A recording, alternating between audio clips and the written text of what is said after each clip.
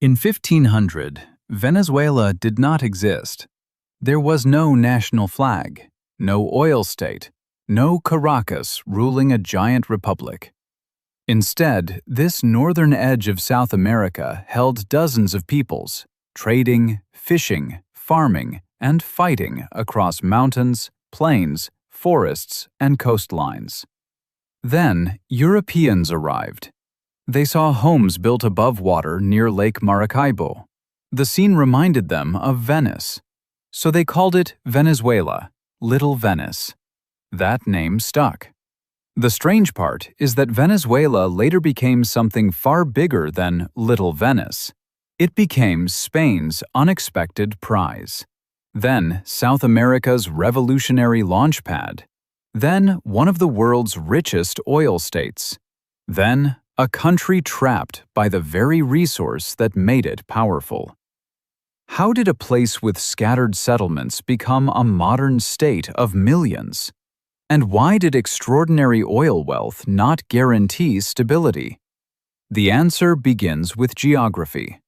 Venezuela sits where the Caribbean meets South America. Its long northern coast faces islands, shipping routes, and foreign powers. Behind it rise the Andes. To the east lies the vast Orinoco River system.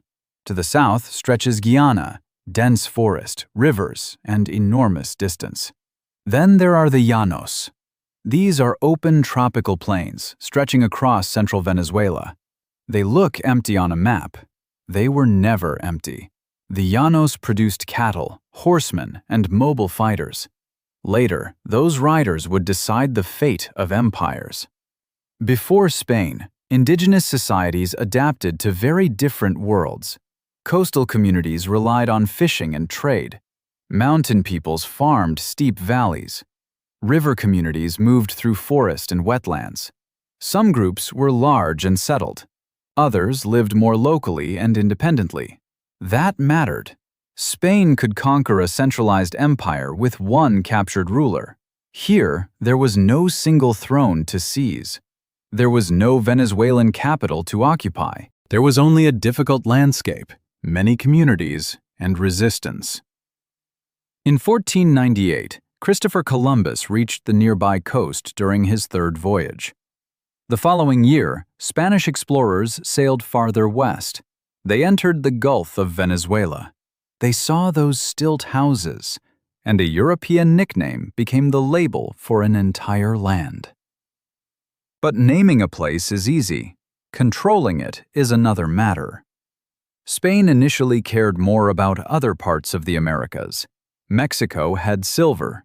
Peru had silver. Venezuela at first looked less impressive. It had pearls, especially around the island of Cubagua. That drew colonists fast. Pearls are small. Their consequences were not. Spanish settlers forced indigenous people into brutal pearl diving. Disease, coercion, and violence devastated local populations. The early colonial economy was profitable, cruel, and unstable. Soon, the pearl beds weakened. The boom faded. Spain had found its first Venezuelan jackpot. Then, it exhausted it. A familiar pattern had already begun. In the early 16th century, something even stranger happened. Spain handed control over part of Venezuela to German bankers. Yes, German bankers. The Welser family of Augsburg financed Spain's Habsburg monarchy. In return, they received rights to colonize and govern a huge territory. For a time, Venezuela became a business venture run from Europe. The Welsers wanted gold. Naturally, they wanted gold. They sent expeditions deep inland, chasing rumors of El Dorado. The explorers found hardship, conflict, and enormous distances. They found no golden empire waiting politely in the jungle. By the middle of the 16th century, the experiment had failed. Spain took direct control again. Still, the obsession with El Dorado changed the map. It pushed expeditions through rivers, plains, and mountains. It spread Spanish claims farther than Spanish power could actually reach. That gap mattered for centuries. The colony grew slowly. Caracas was founded in 1567 in a high valley near the coast. The location was useful. It had cooler air than the lowlands. It was protected by mountains, and it sat close enough to the Caribbean for trade. Close enough also meant vulnerable. Pirates, privateers, and rival empires prowled the coast. English, Dutch, and French competitors all wanted a piece of Spain's American wealth. Venezuela was never the center of Spain's empire, but it was never safely forgotten either. For a long time, its colonial economy revolved around cacao. Chocolate changed everything. European demand rose. Plantations expanded around the coastal valleys. Enslaved Africans were brought to work them. The wealth moved outward through ports. The profits moved upward through colonial society. And ordinary people carried the burden. Cacao made Caracas richer. It also linked Venezuela tightly to Atlantic trade. That produced merchants, landowners, smugglers, and resentments. Spain tried to control trade through monopolies. Colonists hated monopoly rules. Foreign traders ignored them. Smugglers became a permanent feature of coastal life. The map said Spain owned Venezuela. The sea kept arguing. By the 18th century, the colony was becoming more organized. Spain created the Captaincy General of Venezuela. This brought several provinces under stronger administration from Caracas. It was an important bureaucratic step. Before then, Venezuelan territories had been governed through different colonial systems. Now Caracas became a clearer political center. That did not create a nation overnight, but it created a frame. Later, revolutionaries would inherit that frame. Meanwhile, colonial society remained deeply unequal. At the top stood Spanish-born officials and wealthy elites. Below them were locally born whites known as Creoles. Then came mixed-race communities, free black people, enslaved people, indigenous groups, and poorer settlers. Everyone lived under the same crown. They did not live under the same rules. That was the hidden engine of Venezuelan independence. The revolution was not simply Venezuela versus Spain. It was also a struggle over class, race, land, status, and power. Then Europe exploded. In 1808, Napoleon invaded Spain. The Spanish king lost his throne. Across Spanish America, people asked an awkward question. If the king was gone, who had the right to rule? Caracas answered in 1810. Local leaders formed a junta. They claimed they were protecting legitimate authority. But everyone knew where this was heading. Independence was approaching. In 1811, Venezuela declared itself independent. It was one of the earliest Spanish-American colonies to do so. That sounds like victory. It was actually the beginning of a disaster. The First Republic was fragile. It lacked broad support. Many poor Venezuelans distrusted elite Creole leaders. Royalists offered another political option. Then nature intervened. In 1812, a massive earthquake struck. Cities controlled by the Republic suffered heavily. Royalist clergy declared the disaster divine punishment. It was ruthless propaganda.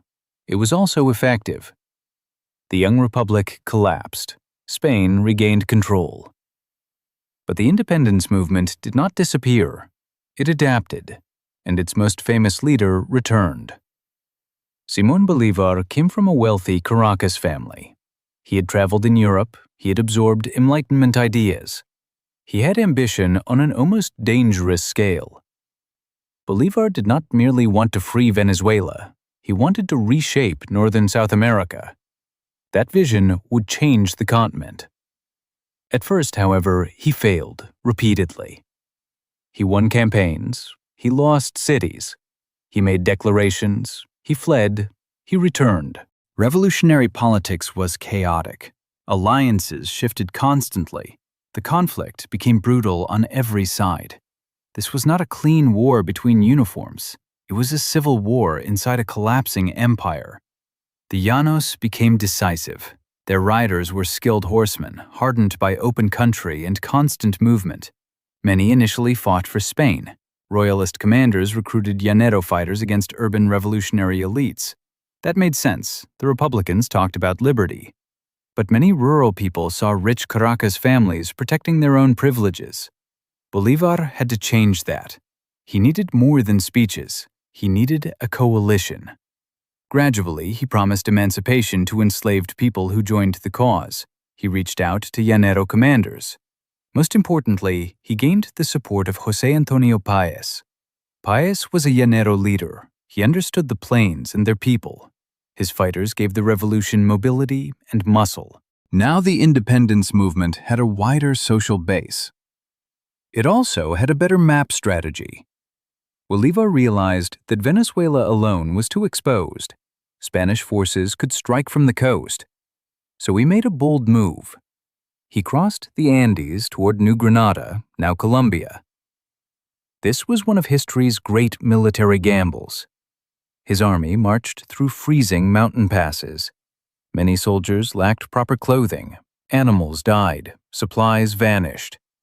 The route looked impossible. That was precisely why Spanish commanders did not expect it. In 1819, Bolívar's forces defeated royalists at Boyacá. New Granada swung toward independence. The revolution gained resources, territory, and momentum. Then Venezuela followed. At Carabobo in 1821, Bolívar's army won the decisive battle for Venezuelan independence. Spanish power did not vanish instantly, but the old colonial system was breaking. The map was about to become very ambitious. Bolívar helped create Gran Colombia. This new republic included modern Venezuela, Colombia, Panama, and Ecuador. On a map, it looked magnificent. A giant northern South American state, a revolutionary superstate, a possible rival to every old empire nearby. In reality, it was difficult to govern. The distances were huge. Mountains divided regions. Local elites resisted central control. The war had wrecked economies, and Bolívar's dream depended heavily on Bolívar himself. That is rarely a relaxing foundation for a country. Venezuelan leaders wanted influence close to home. Many disliked rule from Bogotá. Páez, once Bolívar's ally, became a central figure in Venezuelan separation. By 1830, Gran Colombia had broken apart. Venezuela became independent again. Not independent from Spain this time, independent from Bolívar's own grand project. It was a sharp historical irony. The man who helped free Venezuela also helped build a state Venezuela chose to leave. Bolívar died that same year. His dream of continental unity survived as an idea. Its first giant version did not survive as a country. The new Republic of Venezuela faced an ugly problem. It had won freedom. It had not built strong institutions. The 19th century became an era of caudillos. These were powerful regional military leaders. They rose through personal loyalty, armed followers, and local control. Elections existed, constitutions appeared, but power often belonged to whichever strongman controlled the army. The country changed presidents constantly. Coups became routine. Civil wars became recurring disasters. For ordinary Venezuelans, the map of government changed more often than daily life improved. Coffee became an important export. Cacao still mattered. Cattle remained crucial in the plains. But the economy depended heavily on foreign markets. When prices fell, the government suffered. When customs revenue weakened, factions fought harder over what remained. The state was poor. Its ambitions were not. One enduring crisis involved the border with British Guiana. Britain expanded westward from its colony on the Guiana coast. Venezuela claimed much of the same territory. The dispute centered on Essequibo, a vast region west of the Essequibo River. Maps became weapons. Survey lines became national causes. In the late 19th century, the dispute drew in the United States. Washington invoked the Monroe Doctrine against European expansion. An international tribunal ruled in favor of Britain in 1899. Venezuela rejected the result. The argument never truly disappeared. It remains a sensitive issue in the modern era. While border disputes simmered, a new strongman emerged. Juan Vicente Gómez took power in the early 20th century. He ruled directly or through loyal presidents for decades. Gómez was authoritarian. He crushed opponents. He centralized power. Yet his period also transformed Venezuela in a way nobody could ignore. Oil arrived. Oil had been known in Venezuela for centuries. Indigenous communities used natural bitumen. Colonial observers noticed petroleum seeps. But modern drilling changed the scale completely. In the early 20th century, foreign companies began discovering enormous reserves. Then came the great Lake Maracaibo fields. Venezuela was no longer a peripheral agricultural exporter. It was becoming an oil giant. And oil did what cacao never could. It gave the state vast revenue. The government could build roads, pay soldiers, and reduce dependence on internal taxes. That sounds useful. It also changed the relationship between rulers and citizens. When governments rely on taxes, citizens demand representation. When governments rely on oil rents, rulers can sometimes bypass citizens entirely. The state became richer. Society became more dependent on the state. Gómez used oil wealth to strengthen his rule. Foreign firms extracted petroleum. The regime received revenue. Opposition received prison, exile, or silence. Venezuela modernized unevenly. Roads spread, cities grew. Rural people moved toward oil zones and urban centers.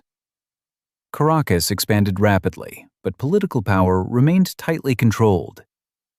After Gómez died in 1935, the country began opening slowly. New political movements appeared. Labor organizations grew. Students demanded change. Venezuela wanted modernity.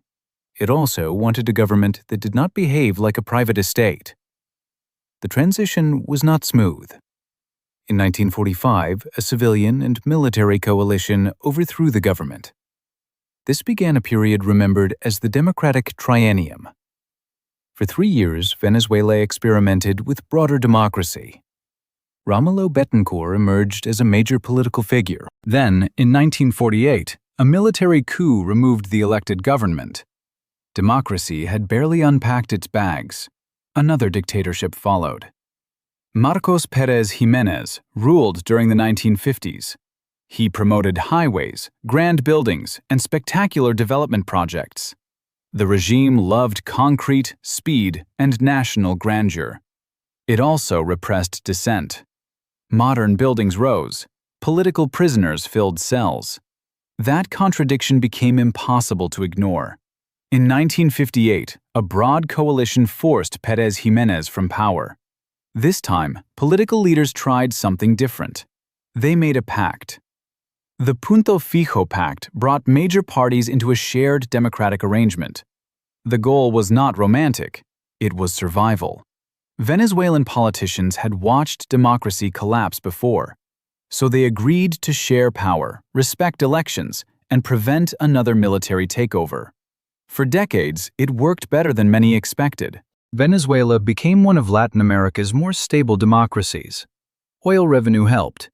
During oil booms, the country could fund schools, infrastructure, imports, and social programs. By the 1970s, Venezuela looked astonishingly wealthy. Oil prices surged after the global energy crisis. The government nationalized the petroleum industry. A new state company, Petróleos de Venezuela, became central to national life. Venezuela joined the Club of Energy Powers. The country imported cars, food, technology, and luxury goods. Caracas gained a reputation for prosperity. But the boom carried a trap. Oil wealth made imports cheap. That weakened local production. Agriculture struggled, industry struggled. The economy became more concentrated around petroleum. The state spent heavily, debt rose, and much of the country depended on a commodity price decided elsewhere. Oil money can feel like national genius. Sometimes it is just good luck with a dangerous expiration date. When oil prices fell in the 1980s, the model cracked. Debt became harder to manage, inflation rose, poverty increased. The old political system began losing legitimacy. Many Venezuelans believed the parties had divided oil wealth among insiders. They were not entirely wrong. In 1989, President Carlos Andrés Pérez introduced austerity measures. Fuel prices rose, transport costs rose. Anger exploded in Caracas and other cities. The unrest became known as the Caracazo. Security forces responded with deadly force. The exact death toll remains disputed, but the political meaning was clear. The old order had lost trust. Then, a young army officer appeared. His name was Hugo Chavez. In 1992, Chavez led a failed coup attempt. It failed militarily. It succeeded politically. Television gave him a brief moment to speak. He accepted responsibility. He said the objective had not been achieved, for now. That phrase made him famous. For many Venezuelans, Chavez looked like an outsider willing to confront a discredited system. For others, he looked like a dangerous military populist. Both impressions contained truth. Chavez was released from prison. He campaigned against corruption, inequality, and the old parties. In 1998, he won the presidency. The map did not change much. The political system did. Chavez called his movement the Bolivarian Revolution. The name deliberately invoked Simón Bolívar. He promised to finish an independence project betrayed by elites. A new constitution arrived in 1999. The country's official name became the Bolivarian Republic of Venezuela. The presidency gained greater power. New institutions appeared. Political conflict intensified.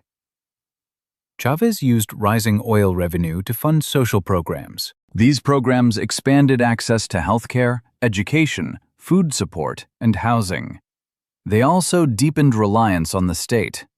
Supporters saw inclusion after generations of neglect. Critics saw clientelism, institutional erosion, and growing executive control. Both forces shaped the country at once. Then, another oil boom made Chavez stronger. High prices brought extraordinary revenue. The government expanded spending. It nationalized or took greater control over several industries. It clashed with private media, business groups, opposition parties, and foreign critics. Venezuela became deeply polarized. Every election felt existential. Every institution became a battlefield. In 2002, Chavez briefly lost power during a chaotic coup attempt. He returned within days after loyal forces and supporters mobilized. The event hardened everyone.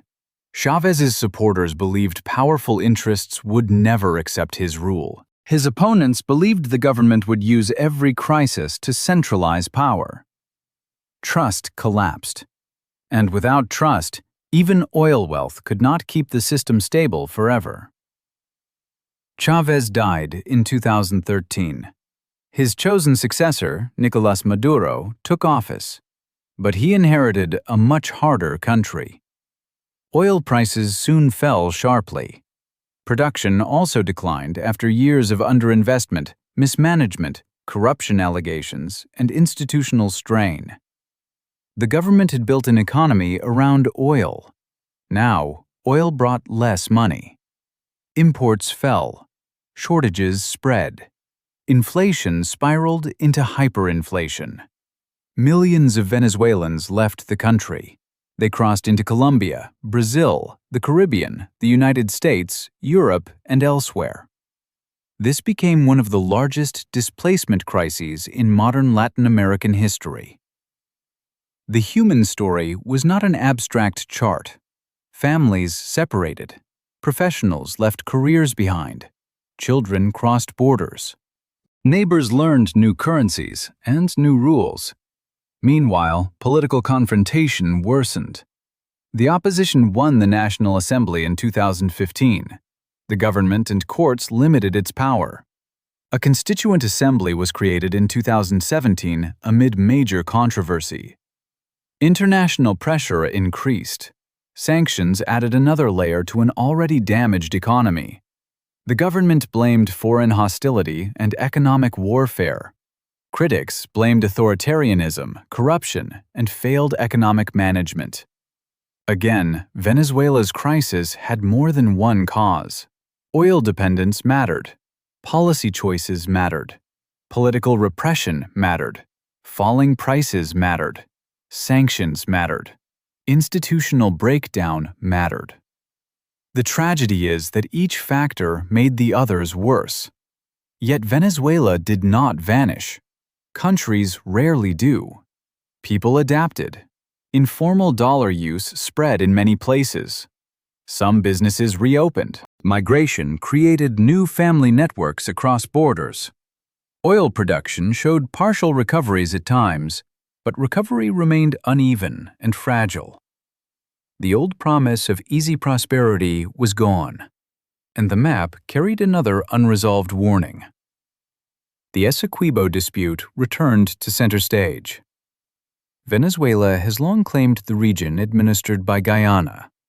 Offshore oil discoveries made the question even more important.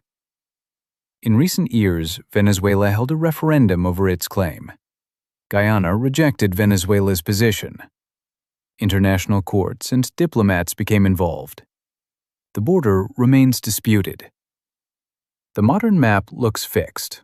History keeps reminding everyone that maps are arguments with lines.